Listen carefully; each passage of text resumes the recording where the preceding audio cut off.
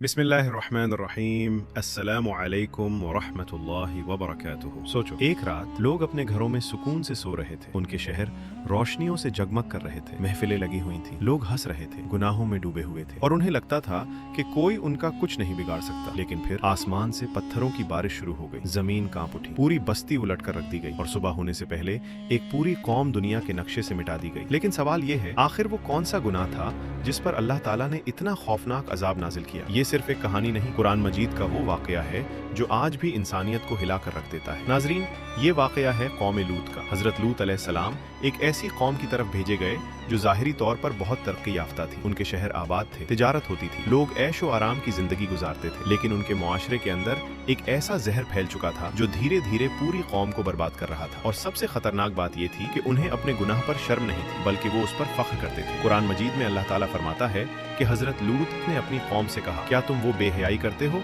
जो तुमसे पहले दुनिया में किसी ने नहीं की? सोचो, इतना बड़ा गुनाह कि इंसानी तारीख में पहले कभी नहीं हुआ था। लेकिन फिर भी उन लोगों ने तौबा करने के बजाय हजरत लूत का मजाक उड़ाना शुरू कर दिया। हजरत लूत बार बार उन्हें समझाते रहे, उन्हें अल्लाह का खौफ दिलाते रहे, लेकिन उन लोगों के दिल इतने सख्त हो चुके थे कि उन्होंने सच सुनना ही छोड़ दिया था। और नाजरीन, जब किसी मुआशरे में गुनाह छुप छुप कर नहीं, खुल्लम खुल्ला होने लगे, जब लोग बुराई को बुराई समझना छोड़ दें, तो समझ लो अजाब का वक्त करीब आ चुका होता है। लेकिन उनका सबसे बड़ा जुर्म सिर्फ ये नहीं था, बल्कि वो अल्लाह के नबी को चैलेंज करने लगे। वो कहते, अगर तुम सच कह रहे हो तो हम पर अल्लाह का अजाब ले आओ। सोचो, कितनी बड़ी जुर्रत थी। इंसान जब गुनाह में हद से गुजरता है तो फिर उसका दिल अंधा हो जाता है। और फिर एक रात उनके शहर में कुछ अजीब मेहमान आए। वो बहुत खूबसूरत नौजवानों की शक्ल में थे। हजरत लूत ने जब उन्हें देखा तो परेशान हो गए, क्योंकि वो अपनी कौम की फितरत को जानते थे। उन्हें डर था कि अगर लोगों को इन मेहमानों का पता चल गया तो वो कोई बहुत बुरी हरकत करेंगे। लेकिन शहर में बात फैल गई और धीरे धीरे लोग हजरत लूत के घर के बाहर जमा होने लगे। सोचो वो मुंजर, एक नबी अपने घर के अंदर परेशान खड़े हैं और बाहर एक पूरी कौम गुनाह के जुनून में पागल हो चुकी है। हजरत लूत अलैहिस्सलाम ने उन्हें समझाया, उन्हें रोका, अल्लाह का खौफ दिलाया, लेकिन उन लोगों ने एक न सुनी। उस वक्त हजरत लूत ने मजबूरी में कहा, आज का दिन बहुत सख्त है। लेकिन नाजरीन, उन लोगों को नहीं पता था कि उस रात अल्लाह का फैसला हो चुका था। वो मेहमान असल में इंसान नहीं थे, वो अल्लाह के फरिश्ते थे। फरिश्तों ने हजरत लूत से कहा, डरने की जरूरत नहीं, ये लोग आप तक नहीं पहुंच सकेंगे। फिर उन्होंने कहा, अपने घर वालों को लेकर रात ही रात यहाँ से निकल जाइए और पीछे मुड़कर मत देखना। सोचो, कितना खौफनाक लम्हा होगा। अंधेरी रात, सुनसान रास्ते और पीछे एक पूरी बस्ती